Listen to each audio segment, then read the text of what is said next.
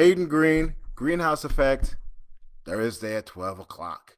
And so we were talking a little bit, I started talking a little bit about um, the fact that this show is probably going to sound pretty similar to a show that I did in June.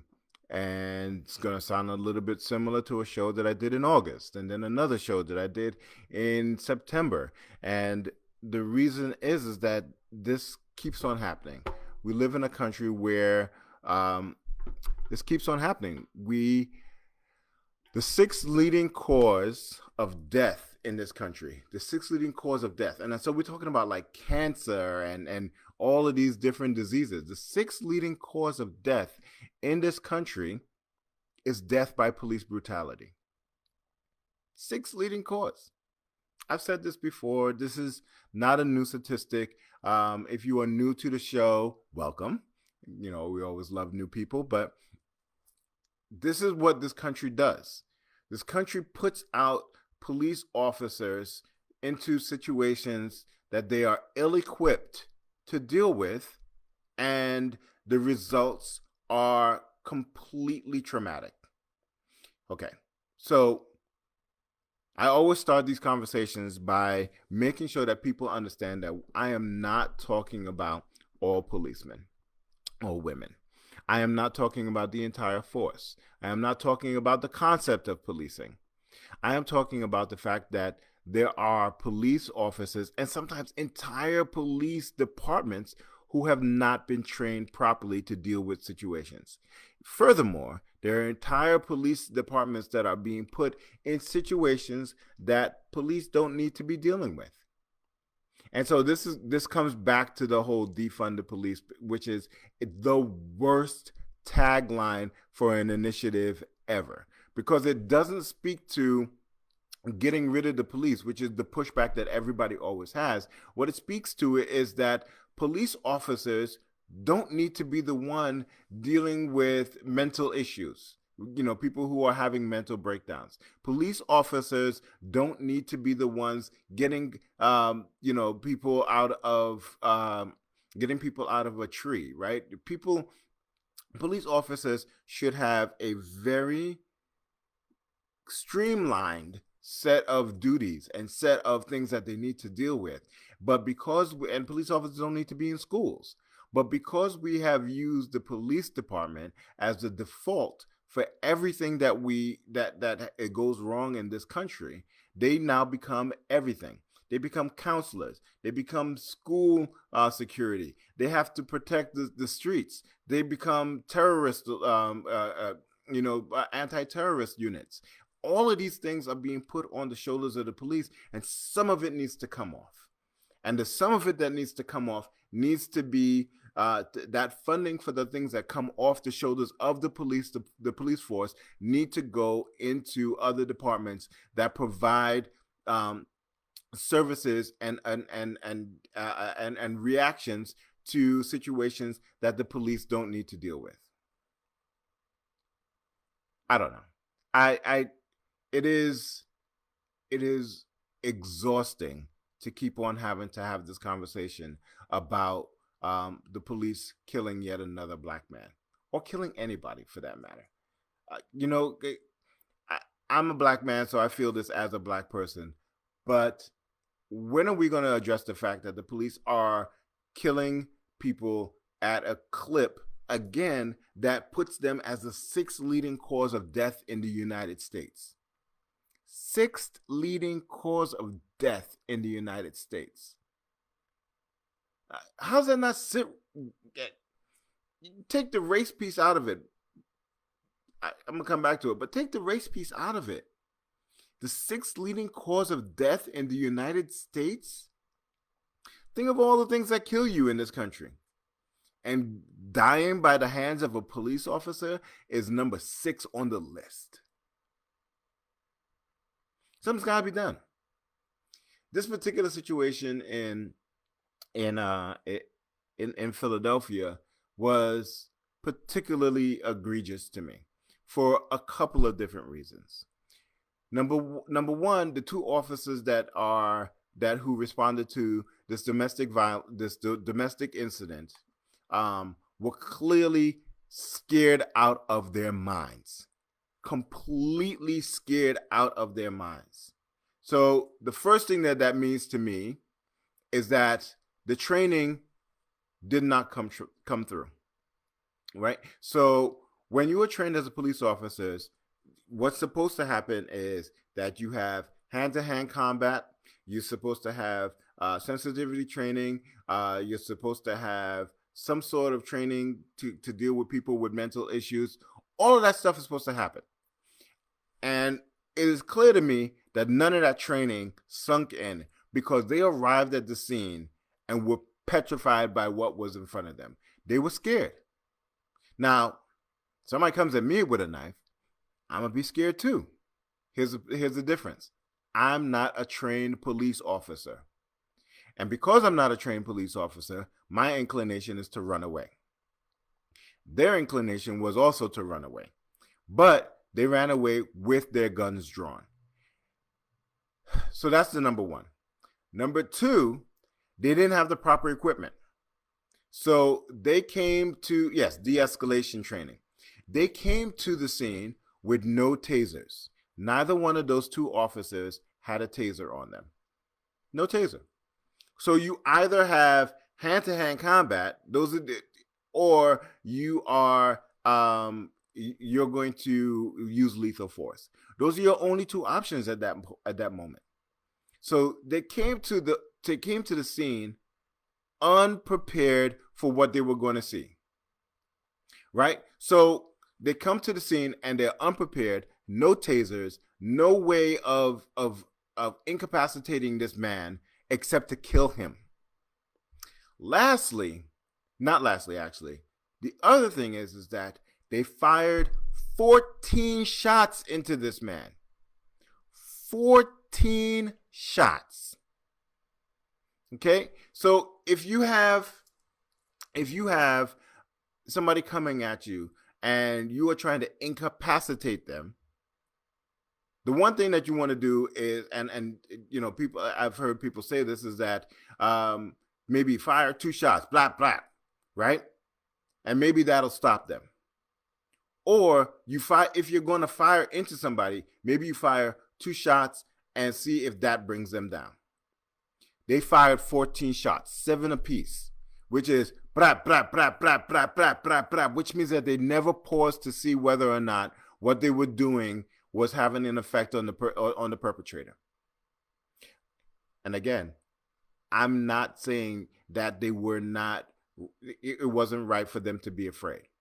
Somebody comes at me with a knife, I'm going to be afraid as well. But again, I am not a trained police officer. The thing that bothers me the most about this is that the man's mother was running behind him trying to de-escalate the situation. The man's mother followed him, grabbed him, was trying to stop him. Right?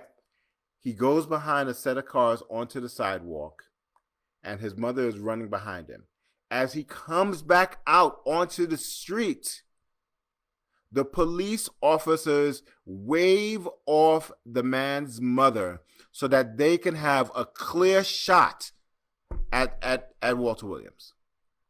They wave off the one person in that entire scene who is able to slow this man down or talk reason into him. It's the one action that I look at that makes me sure that they had no intentions of de-escalating. They had no intentions of subduing this man. The only thing that they were concerned about is we're going to stop him in his tracks with lethal force. They stopped the man's mother from trying to calm him down. They waved her off, said, "Hey, get out of the way. I'm about to shoot your son."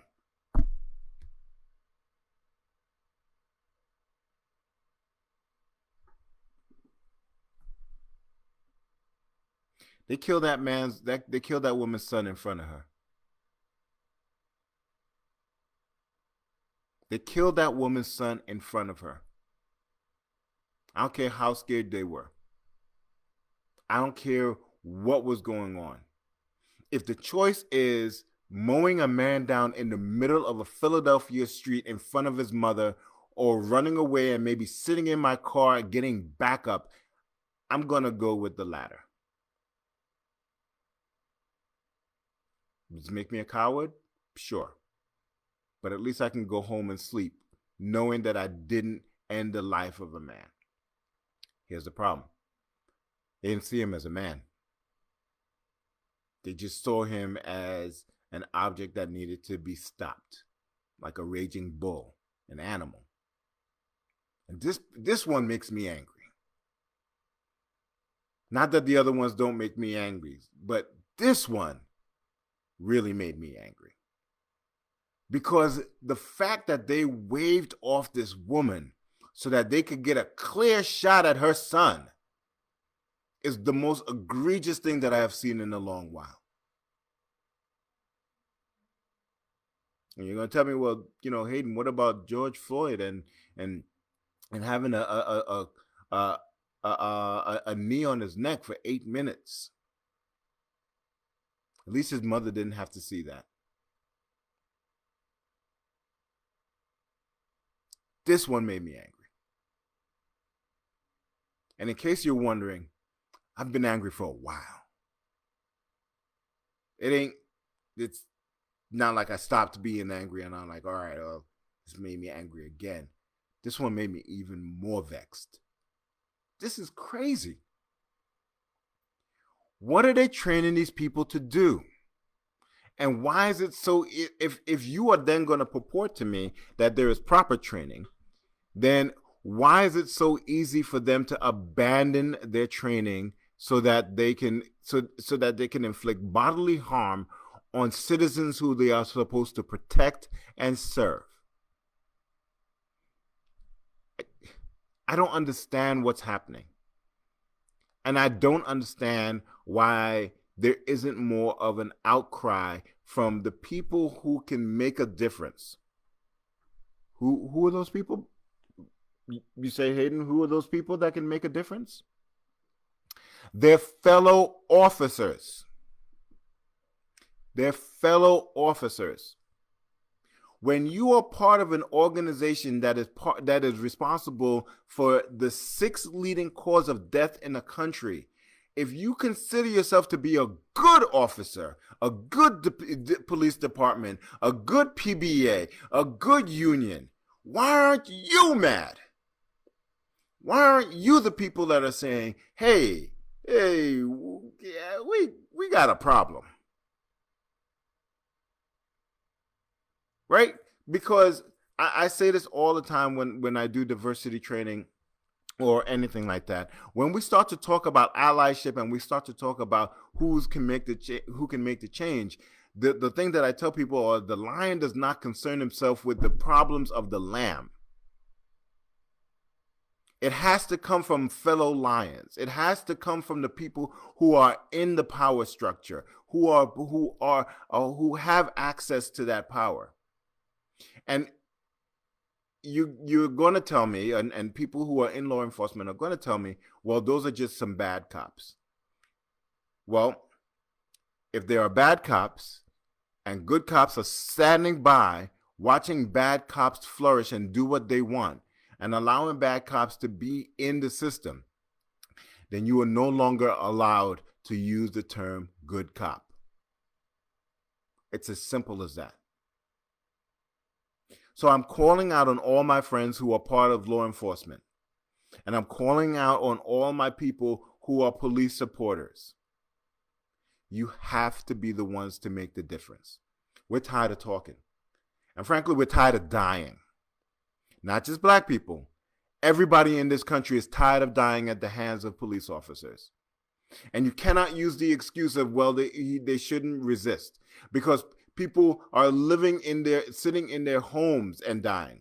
You cannot use the excuse that I thought it was a weapon, because people are dying from carrying around things that are not that are not weapons. You cannot use the excuse that I feared for my life, because the exact same departments that are mowing people down in the streets for feeling that they were in jeopardy of their life are letting people like Rittenhouse walk by them with semi-assault weapons, and those people aren't afraid of their lives.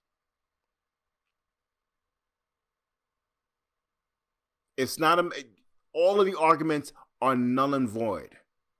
Police reform has to happen now. And it has to come from the people who consider themselves to be good cops inside of the police departments, inside of the PBAs, inside of the legislature, who makes a decision to arm certain parts of the country with tanks in the police department. It has to be de-escalated. It has to stop.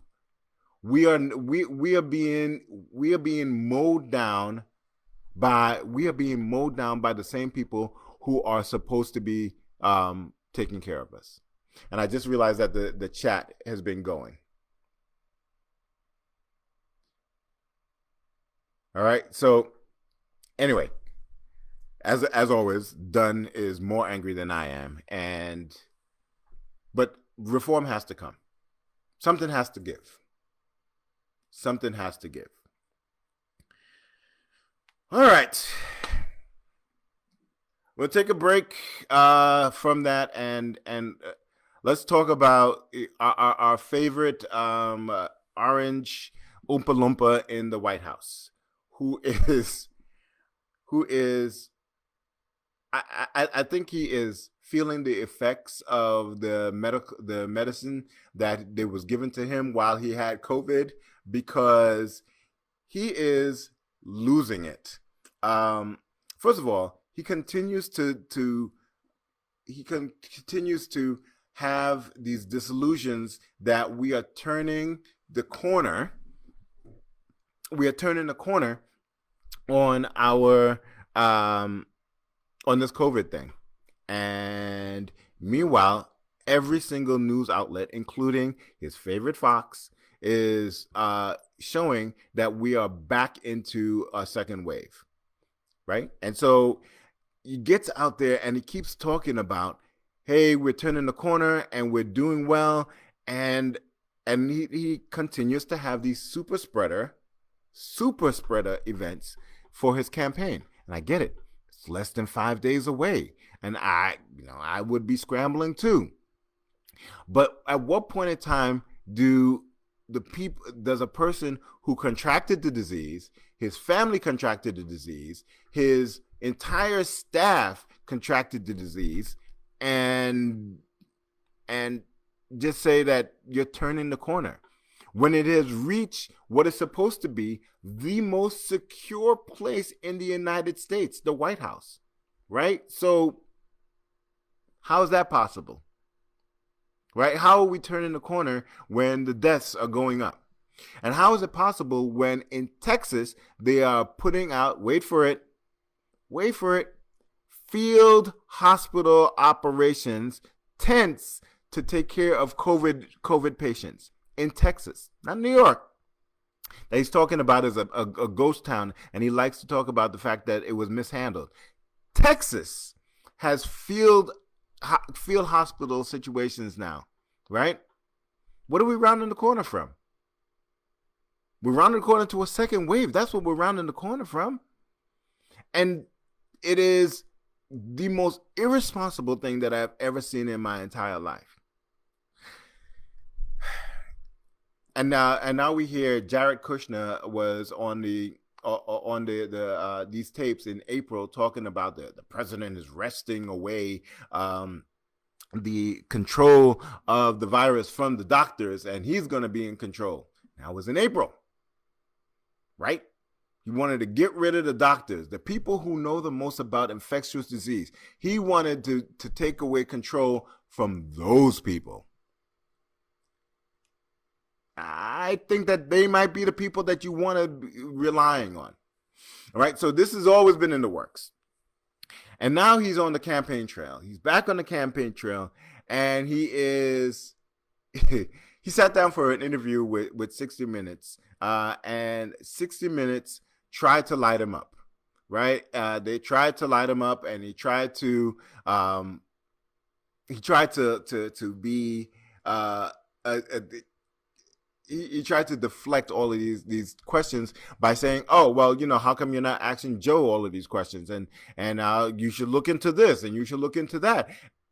And the interview was like, "But those are unfounded. We're an actual news broadcast, outlet, and we fact check the stuff that we put on the air. So we're not gonna put something on the air that we know to be false, and we're not gonna open ourselves up for slander and libel." And so that interview was crazy. And then he gets up and says, "Nope, we're done. We're gonna leave," like a petulant child. And I have tried to be, to not be completely one-sided in the way that I'm looking at the election, but one side of the aisle is giving me more fuel than the other side of the aisle, to be frank with you. And he got up and left, and then sent his aide back. Not the aide. He sent the communications director back with what he claimed to be his plan. He claimed to be his healthcare plan, and it was a document that was this big, right? And he hands it over to Leslie Stahl and says, "She says, here it is. The president wanted you to have this." What is this? Who has time to read? So, in the greatest situation, what was supposed to happen? Leslie Stahl was supposed to pick this document up, which I swear to you was like 4 War and Pieces glued together, right? She was supposed to pick this document up and then review it on the air in time for this interview. He gave it to her like it was a parting gift. It's like, thank you for coming to this interview. Here's your parting gifts. You can use this as a doorstop for like the most heavy door that you have in the house. It was such theater. And then he goes on the campaign trail, and he says, I think he was in Wisconsin. I can't remember where exactly he was, but I think he might have been in Wisconsin. And he gets on the campaign trail, and he stands on a podium, and he says, "Hey, suburban women, I need you to vote for me. Why? Because I got your husband, because I saved the economy, and because your husbands need to go back to work, right? Your husbands, the breadwinner that comes home to you, who's cooking dinner for him and your 2.5 children."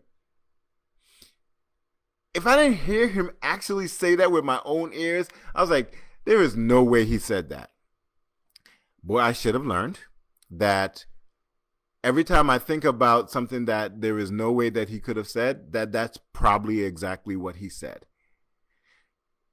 And everybody automatically was like, he does realize that women work these days too, right?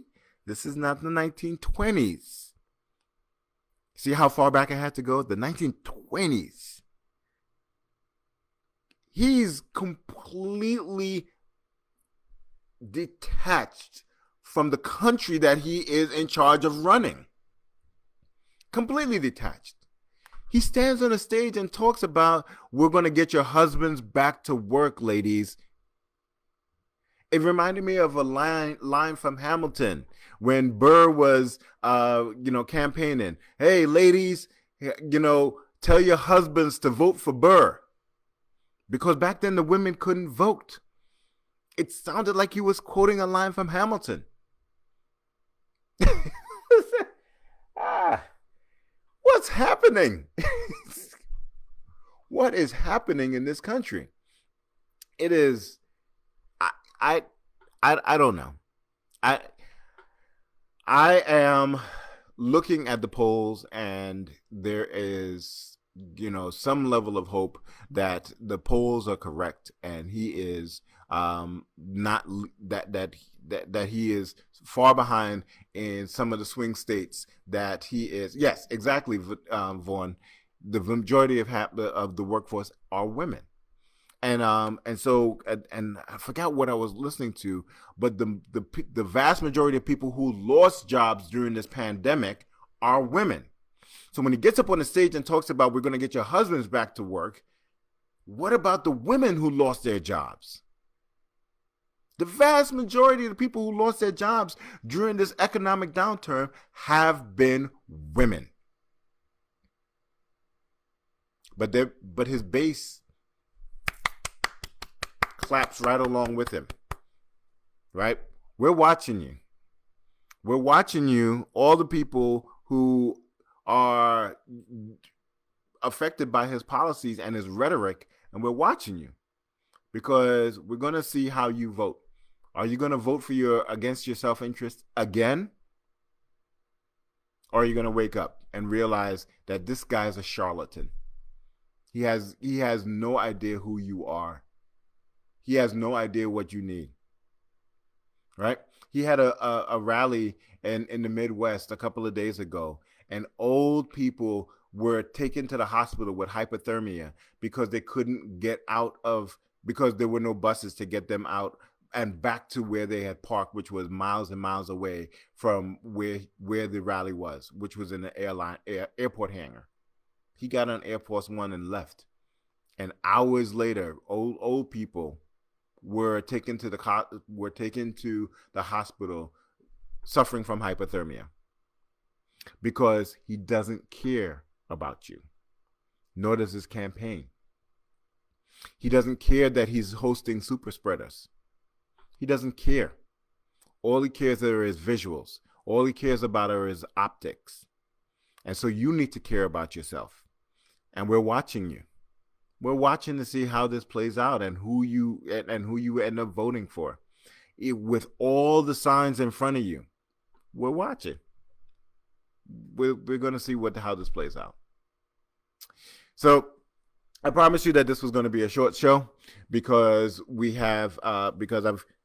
I've got to go get the miniature human because that's my job these days. It's answering emails and going back and forth, picking up this kid. But I want to congratulate on a little bit of a lighter note. I want to congratulate the former Brooklyn Dodgers because that's the only way that I know how to say that. They are the former Brooklyn Dodgers and the partial owner, Magic Johnson, on their first World Series since '88. First World Series since '88. And then I have to look at Major League Baseball and go, you almost got through all of it without a huge blemish. And then in the 8th inning of the clinching game of the World Series, y'all screwed it up. You screwed the pooch. Like, how? How did you let this one get away? So a JT, a player on the Dodgers, tested negative or inconclusive for COVID at the beginning of the game. Because it was inconclusive, they tested him again. And the result of the test didn't come back until late into the 7th inning.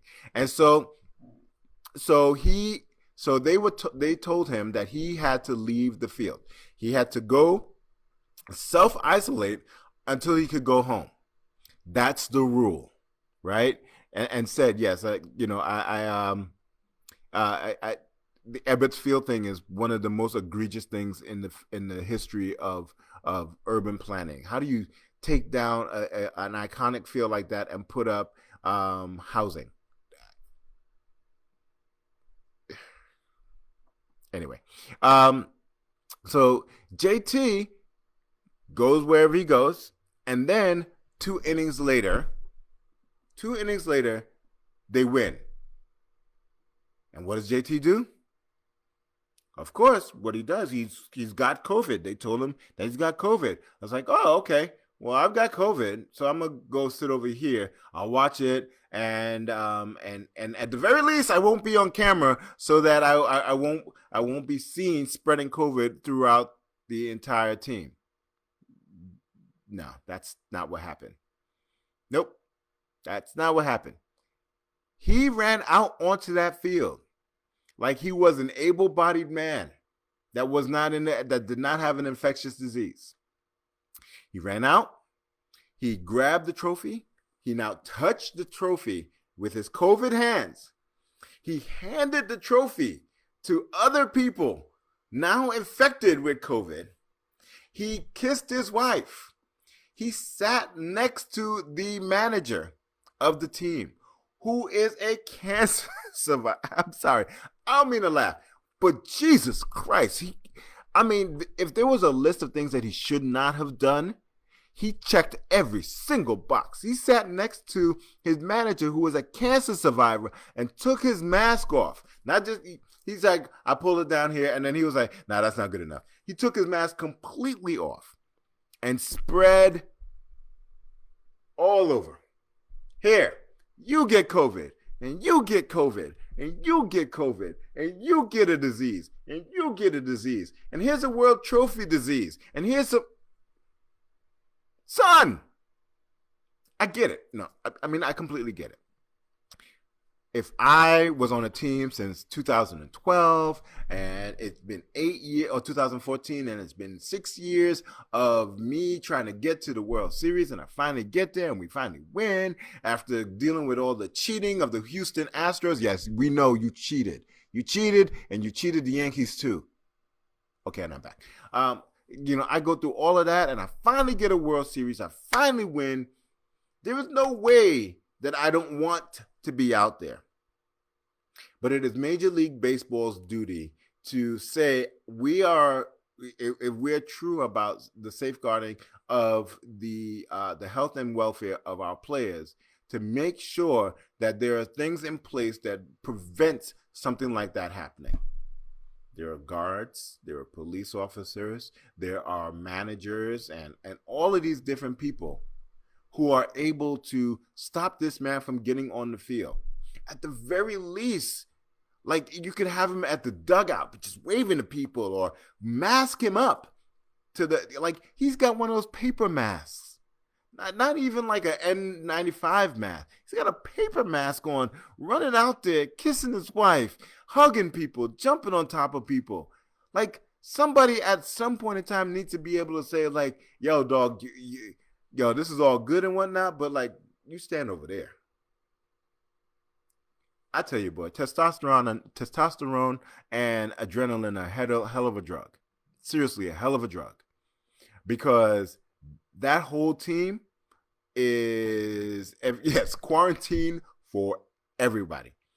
JT, well, the funny thing is that everybody left on the plane, and now they're back in LA, and JT and his wife are stuck in Houston because they can't leave because they're COVID infected. So his wife is actually tested negative for now, right? But like, this is probably the most, and it is sad that a team like the Dodgers, who haven't won in so long, and we should be celebrating that Major League Baseball got through a whole series and was able to crown a champion through COVID.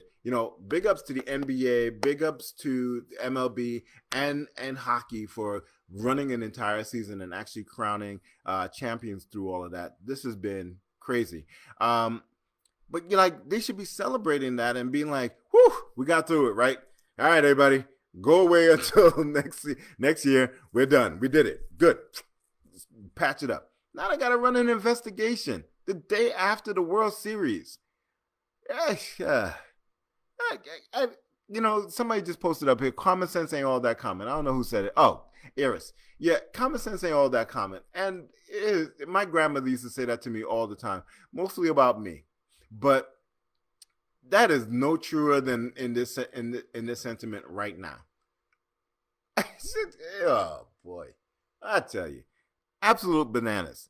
But anyway, congratulations to Los Angeles. Y'all are the NBA and the MLB champions, crowned like a mere weeks aside. LA, well, if people could go outside. LA must be going crazy right now. Like, could you imagine if we weren't in the middle of a lockdown, what LA would be right now? There would be cars overturned, there'll be riots, there'll be people destroying stuff. Oh, wait. Yeah. Yeah. All right, y'all. I'm going to leave y'all on that. I will see you next week. Y'all be good, be safe, and happy Halloween, and be safe out there. Love you all. This has been the Greenhouse Effect. I'm Hayden Greene. I'll see you.